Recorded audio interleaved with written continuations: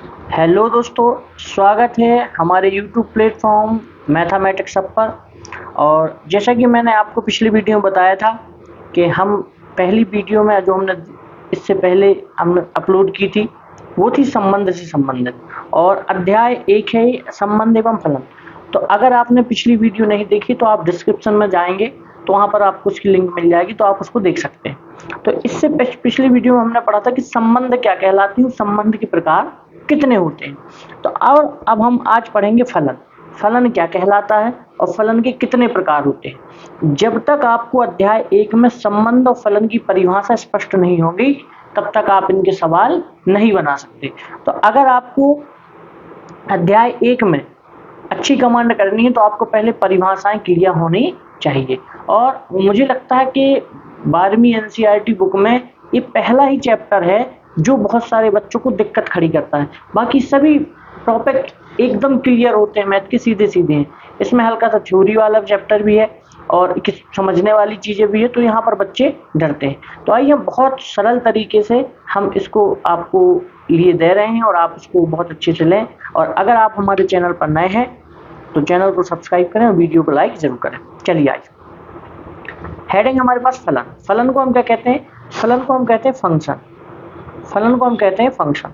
मैंने पहले से ये लिख के रख लिया क्योंकि जिससे कि ज्यादा बड़ी वीडियो ना हो। फलन की हमारे पास परिभाषा क्या है? फलन की परिभाषा है समुच्चय ए। आप समुच्चय पढ़ चुके हैं कक्षा 11 में। समुच्चय ए से बी पर परिभाषित, समुच्चय ए से बी पर परिभाषित मतलब यहाँ पर दो समुच्चयों की बात चल रही है। संबंध आर फलन कहलाता है। समुच्चय ए से बी पर परिभाषित संबंध आर फलन कहलाता है। कहने का मतलब ये है कि ए और बी दो व्यक्ति, इनके बीच में जो हम इनके बीच में कोई सा भी रिश्ता बताएंगे तो वो फलन के द्वारा ही बताएंगे। इसको मैं आपको बहुत अच्छे तरीके से अभी समझाने वाला हूँ। इसकी दो कंडीशन होती है। फलन हमने कह तो दिया कि समुच्चय ए से बी पर परिभाषित संबंध आर, संबंध आर मतलब रिलेशन जो होगा फलन कहलाता है। लेकिन कब होता है? कुछ कंडीशन होती है। तो पहली कंडीशन क्या है? समुच्चय ए के प्रत्येक अवयव का प्रतिबिंब समुच्चय बी में हो। मैं आपको प्रतिबिंब के बारे में भी अभी जानकारी दूंगा। समुच्चय ए के प्रत्येक अवयव का प्रतिबिंब समुच्चय बी में हो। अगर ए समुच्चय ए के जो अवयव है, अवयव मतलब कहते हैं जैसे ए के ए है तो ए बी सी, इन्हें हम अवयव कह देते हैं। समुच्चय में ए भी है तो इसे अवयव कह देंगे। ए समुच्चय ए है तो बी समुच्चय क्या है? मान लीजिए एक्स और वाई। तो अगर ए का बी से प्रतिबिंब बन रहा है, ए का प्रतिबिंब क्या हो जाएगा? एक्स। ए का प्रतिबिंब क्या हो जाएगा? एक्स। बी का प्रतिबिंब क्या हो जाएगा? वाई। अभी मैं आपको और अच्छे से इसको स्पष्ट करूंगा। समुच्चय के प्रत्येक अवयव का प्रतिबिंब समुच्चय बी में हो तभी क्या कहलाएगा? तभी फलन कहलाएगा। अर्थात प्रत्येक ए बिलोंग्स टू ए के लिए बी बिलोंग्स टू बी। अब देखिए ये जो स्मॉल लिखा है अवयव है और ये कैपिटल लिखा है समुच्चय है। स्मॉल जो है ये अवयव है, मतलब एक डिब्बे के अंदर जो जितने सारे आंकड़े होंगे उन्हें हम अवयव कहते हैं और उस पूरे डिब्बे को हम क्या कह सकते हैं? एक समुच्चय कह सकते हैं। जैसे हमने कहा आपसे कि 1 से 20 तक की आपको क्या निकालनी है? अभाज्य संख्या।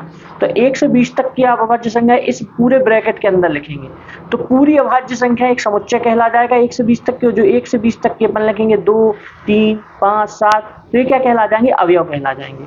आई होप देखिए ये छोटी छोटी सी चीजें होती जिनको हमको समझना है। कई बच्चे तो 12th निकल जाते हैं, उनको अवयव का मतलब ही समझ में नहीं आता कि अवयव है क्या। ठीक। दूसरा पॉइंट क्या है कि समुच्चय ए के सभी अवयव का अद्वितीय प्रतिबिंब हो। समुच्चय ए के सभी अवयव का अद्वितीय प्रतिबिंब हो। कहने का मतलब ये है कि अगर देखिए कहने का मतलब ये है कि समुच्चय ए, इधर समझा देते हैं इसीलिए मैंने इसको खाली लिखा था। अगर मैंने लिखा ए, बी और सी, इधर लिख दिया मैंने 1, 2 और 3। इस ए का संबंध केवल और केवल एक के साथ होना चाहिए।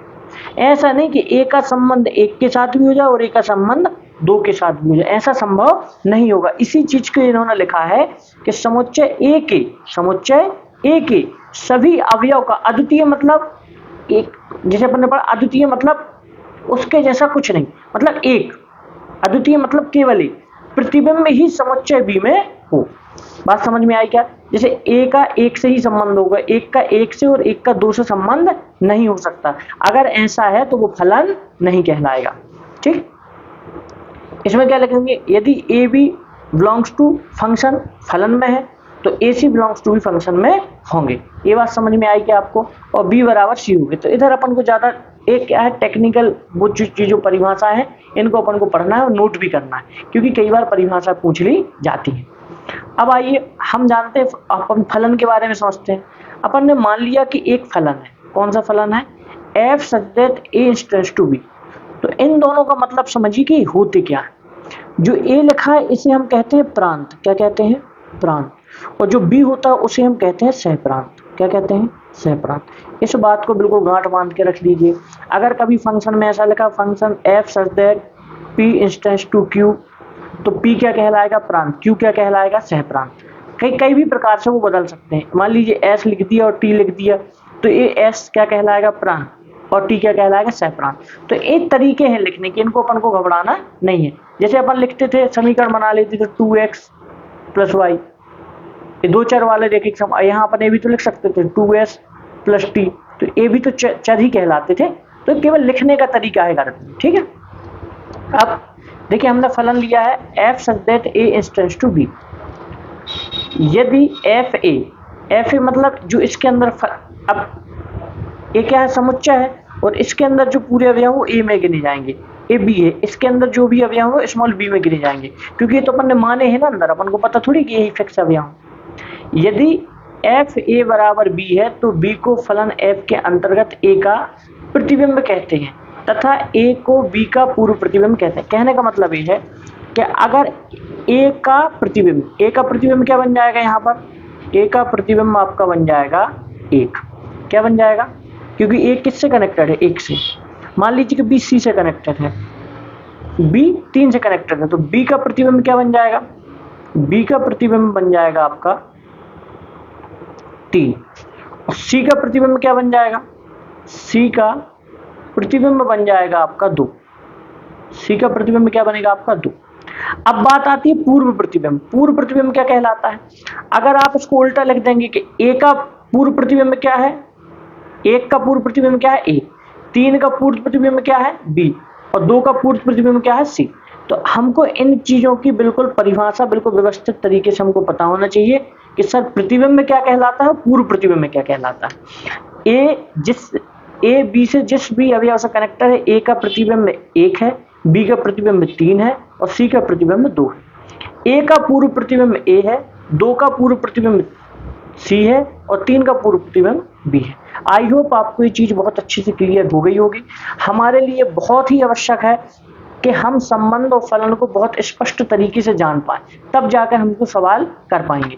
इस वीडियो के बाद हम नेक्स्ट में हम आपको सवाल लेकर आएंगे जो इससे संबंधित आपके बार बार पूछे गए हैं।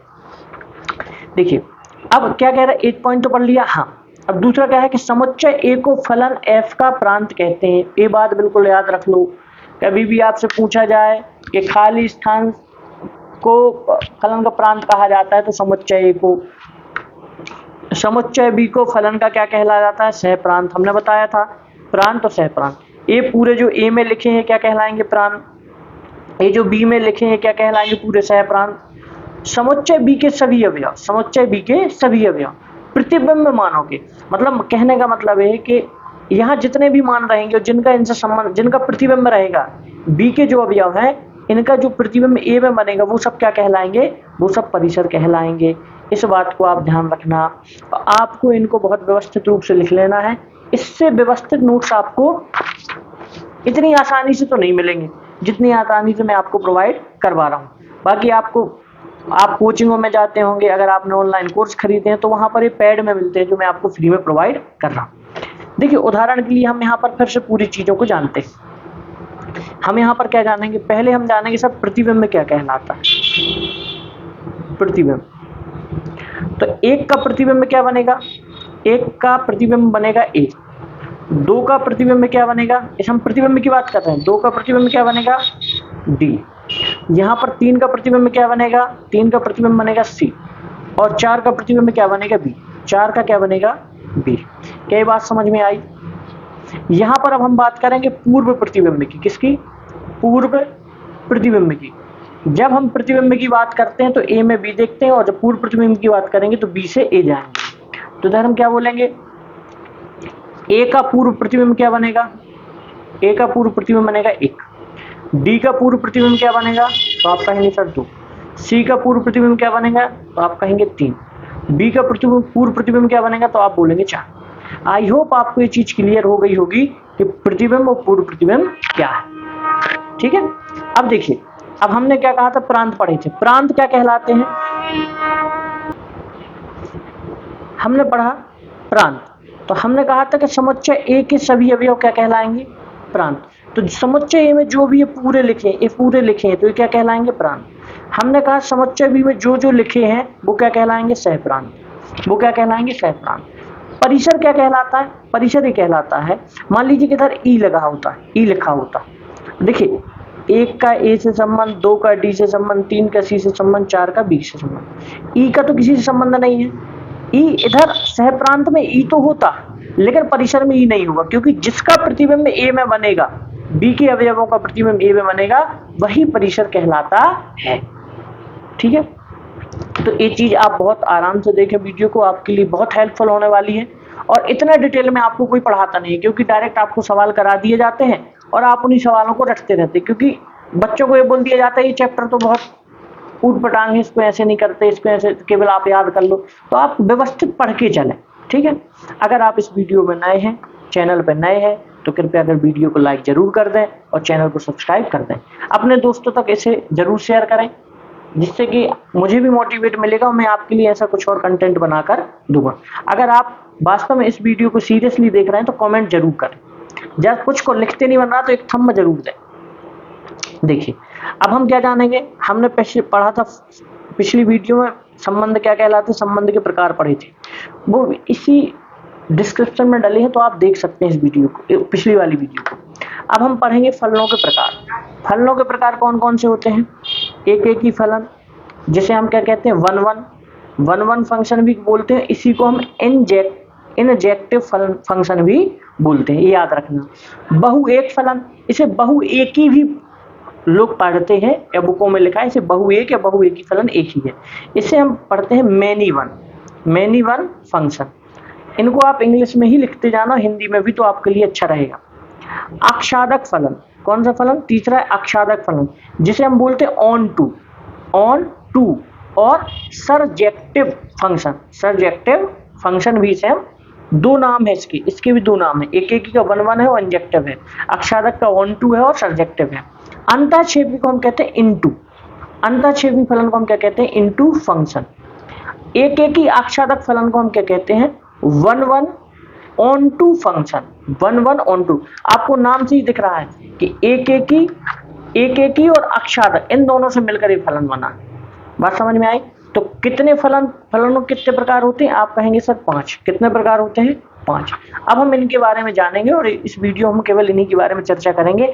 अगर आपका सपोर्ट रहा वीडियो में तो हम आपके लिए इससे संबंधित, संबंध और फलन से संबंधित एक वीडियो लाएंगे, जिसमें सभी क्वेश्चन ऐसे होंगे जो बार बार आपके पूछे गए हैं। देखिए, अब हम आ जाते हैं फलनों के प्रकार पर। तो फलन का पहला प्रकार क्या है हमारे पास, फलन का प्रकार है हमारे पास एक एक ही फलन।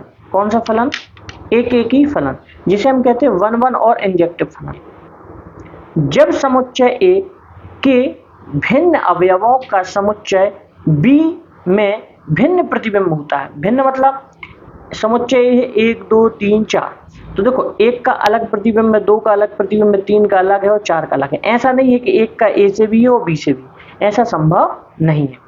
अगर ऐसा होता है तो वो कभी भी फलन नहीं कहलाएगा, वो फलन नहीं होगा। जो हमारे सर ने हमको पढ़ाया है, इसकी एक ट्रिक बताइए। हम बी वाले को हमेशा माता मान लेते हैं और हमेशा ए वाले को पुत्र मान लेते हैं। ए वाले को क्या मानेंगे, पुत्र। आप एक चीज बताओ, क्या एक पुत्र की 2 माताएं हो सकती हैं? आप प्रैक्टिकल सोचें, क्या एक बच्चा है और क्या उसकी 2 माताएं हो सकती हैं? नहीं हो सकती। सौतेली माता मत लेना। क्या एक बच्चा 2 माताओं से जन्म ले सकता है? नहीं ले सकता। इसलिए ए वाला कॉन्सेप्ट फेल हो जाता है। लेकिन एक माता के 2 पुत्र हो सकते हैं, तो आप कहेंगे हाँ। अभी हम इसके बारे में आगे समझेंगे। एक चीज याद रख लेना कि ए पुत्र है और बी उसकी माता है। इस कॉन्सेप्ट को लेके चलेंगे तो आपको बहुत अच्छे समझ में आएगा। हमने क्या कहा, एक एक ही फलन में जब समुच्चय ए के भिन्न भिन्न अवयवों को समुच्चय बी में भिन्न भिन्न प्रतिबिंब होता है तो वह फलन f such that a instance to be, a क्या कहलाएगा प्रांत, बी क्या कहलाएगा सहप्रांत, एक ही कहलाता है। यहाँ पर हम कौन सा, यहाँ पर हम इस समीकरण को लेके चलेंगे, जब भी हमको क्वेश्चन हल करने पड़ेंगे तो हमको इसको लेके चलना पड़ेगा। फलन a बराबर फलन b होगा, क्यों, क्योंकि जितने जितने अवयव b में है उसका प्रतिबिंब कहाँ बन रहा है, a पर, तो बराबर ही होंगे तभी तो बनेगा, इसलिए उन्होंने क्या लिख दिया, a बराबर b। ठीक है, इन थ्योरी आप बहुत अच्छे से लिख लेना, इससे सरल भाषा में आपको इनकी डेफिनेशन कहीं नहीं मिलेगी। यहाँ फलन f such that a instance to b में समुच्चय a के भिन्न अवयवों का समुच्चय b में भिन्न प्रतिबिंब है, अतः यह क्या होंगे, एक एक ही होंगे। क्लियर, देखिए नेक्स्ट प्रकार पढ़ते हैं बहु एक फलन। इसे बहु एक की भी, इसे बुकों में बहु एक की भी लिखा जाता है, बहु एक ही फलन, दोनों चीज एक ही है, ठीक है, तो कंफ्यूज मत होना। जिसे हम कहते हैं मैनी वन फंक्शन। जब समुच्चय ए के एक से अधिक, इसको ध्यान से पढ़ना, जब समुच्चय ए के एक से अधिक अवयवों का समुच्चय, एक से अधिक अवयवों का समुच्चय बी में एक ही प्रतिबिंब हो, बी में एक ही प्रतिबिंब हो, तो वह फलन f such that a instance to b बहु एक कहलाता है। एक से, बहु एक का मतलब एक से अधिक। देखो मैंने क्या कहा था कि a माता है, क्या है, a माता है, b वाले क्या है, ये माता है, और ये क्या है, पुत्र है। तो देखो a का संबंध दो लोगों से है, इधर एक से भी है और दो से भी है। अगर मान लो कि a माता है तो माता के दो पुत्र एक और दो हो सकते हैं, ऐसा पॉसिबल नहीं है कि एक पुत्र हो उसकी दो माता। ये ध्यान रखना आप, एक कॉन्सेप्ट है आपके फंक्शन का, फलन का। तो बहु एक में क्या होता है कि b के एक अवयव का पूर्व प्रतिबिंब दो जगह पर बनता है, या कह सकते हैं कि a के दो अवयवों का प्रतिबिंब b के एक अवयव पर बनता है। बात समझ में आई क्या? इसमें क्या होता है, इसमें fa बराबर fb तो लिख सकते हैं अपन, प्रांत बराबर सह प्रांत तो लिख सकते हैं, लेकिन यहाँ पर परिसर बराबर नहीं होगा, इसलिए यहाँ पर a बराबर b कभी नहीं होगा। ध्यान रखना है आपको, एक एक ही में फलन भी बराबर होते हैं, अवयव भी बराबर होते हैं। इधर फलन तो बराबर हो जाएंगे लेकिन अवयव बराबर नहीं होंगे, इस बात को आपको ध्यान रखना है। अगर आप चैनल पर नए हैं, अभी तक आपने वीडियो को लाइक नहीं किए तो लाइक जरूर कर दें, अपने अपने स्टेटस में वीडियो को जरूर लगाएं और अपने दोस्तों को से बोले कि चैनल को जरूर सब्सक्राइब करें। यहाँ पर फिर से वही लाइन लिखेंगे, यहाँ फलन f such that a instance to b में समुच्चय a के अवयव एक और दो, कौन कौन, एक और दो, है ना, एक और दो का समुच्चय b में प्रतिबिंब a, प्रतिबिंब कहाँ बन रहा है, a, अतः यह फलन क्या होगा, बहु एक ही फलन होगा। ठीक है, चलिए नेक्स्ट है हमारे पास है अक्षादक फलन। अक्षादक फलन को हम क्या बोलते हैं, ऑनटू और सरजेक्टिव फंक्शन।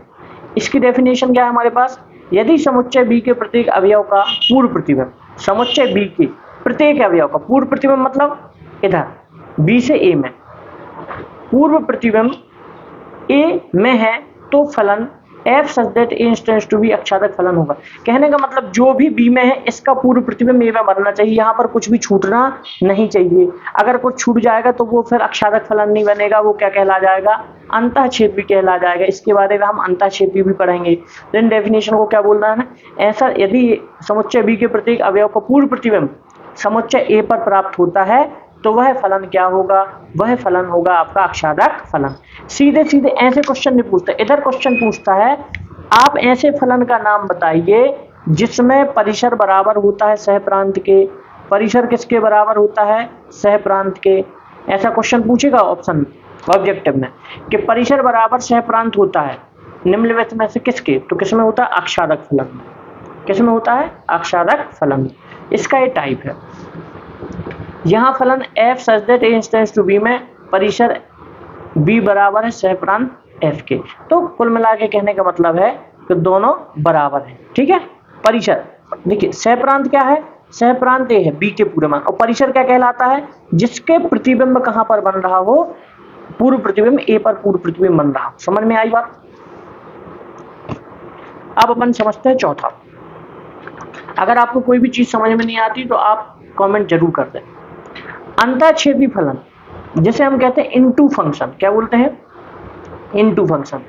यहाँ देखिए, यदि समुच्चय बी में कम से कम एक अवयव ऐसा जिसका पूर्व प्रतिबिंब समुच्चय ए में ना हो, क्या हो, ना हो, इसको ध्यान रखना, ना हो। देखिए बी के इतने अवयव हैं, सबका किसका, ए का 1 से बन रहा है, बी का 3 से बन रहा है, सी का 2 से बन रहा है और डी का 4 से बन रहा है, लेकिन एक छूट जा रहा है ना अवयव, एक छूट जा रहा है ना, ई छूटा जा रहा है। तो यही तो कह रहा है, जिसका पूर्व प्रतिबिंब समुच्चय ए में ना हो तो फलन f such that a tends to b एक अंतःक्षेपी फलन होता है। कहने का मतलब ये है कि b में अगर कोई भी ऐसा अवयव है जिसका पूर्व प्रतिबिंब a में नहीं बन रहा है, तब वो अंतःक्षेपी फलन कहलाएगा। और यहाँ पर परिसर बराबर नहीं होगा सहप्रांत के। तो ध्यान रखना है आपको, 2 क्वेश्चन आपके बिल्कुल पक गए हैं, यहाँ से ऑब्जेक्टिव बन सकते हैं। आपसे पूछा जा सकता है कि परिसर बराबर सहप्रांत कौन से फलन में होता है, तो अक्षादक फलन में होता है। अगर आपसे पूछा जाए कि परिसर बराबर सहप्रांत कौन से फलन में नहीं होता है, तो अंतःक्षेपी में नहीं होता है। ये आपको ध्यान रखना है, ठीक है। फलन प्रांत बराबर सहप्रांत बराबर परिसर किस में होता है, तो एक ही फलन में होता है। ये भी आपको ध्यान रखना है। बात समझ में आई? अब इसके बाद हमारे पास नेक्स्ट और लास्ट जो है हमारे पास, वो है एकेकी आक्षादक फलन। एकेकी मैं गारंटी के साथ कह सकता हूं कि अगर आप YouTube में भी देख रहे हैं, अगर आप पेड कोर्स भी लेके रखें, तो आपको इतनी डिटेल से इनके बारे में कोई नहीं बताने वाला। और जब तक ये चीज डिटेल से पता नहीं होती, तब तक आपको ये चैप्टर आप इमेजिन ही नहीं कर सकते कि आपको बहुत अच्छे से बन रहा होगा। आप सवाल कर रहे होंगे, सवाल आपको थोड़ी सी भी चेंज परिभाषा में बदल देगा तो आप परेशान हो जाएंगे। इसलिए इनको आप व्यवस्थित इनको परिभाषाओं को लिखें और समझें। अगर समझ में नहीं आता तो कमेंट करें, मैं आपको दोबारा इनके बारे में डिस्कस करने के लिए आपके लिए तैयार, ठीक है।